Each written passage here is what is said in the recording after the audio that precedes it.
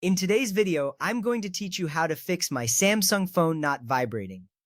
First, let's make sure that your phone's vibration is turned on. Begin by opening your phone's settings app. This is typically represented by a gear icon on your home screen or app drawer. Once you're in the settings, tap on Sounds and Vibration. This section controls all the audio and haptic feedback settings on your device. Now look for the option that says Vibrate while ringing. Make sure this option is turned on. This ensures your phone vibrates when you receive a call. To test if it worked, try receiving an incoming call. You should feel the vibration now. Once you've checked that, let's move on to the sound mode settings. Go back to your settings app. Again, tap on Sounds and Vibration. This time, look for the sound mode option. Here you'll see three choices: sound, vibrate, and mute.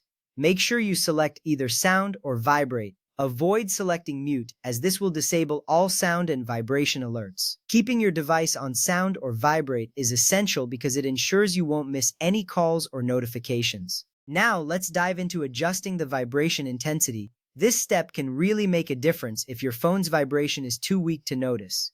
Open Settings again, tap on Sounds and Vibration. Now find the option that says Vibration Intensity. Here you'll see sliders that you can adjust. Increase these sliders to boost the strength of the vibration. By doing this, you're ensuring that the vibration is strong enough to get your attention. It's a small adjustment that can prevent you from missing important calls or alerts. With those settings in place, your phone should now vibrate as expected during calls and notifications. If you followed all these steps carefully and your phone still doesn't vibrate, there might be a hardware issue.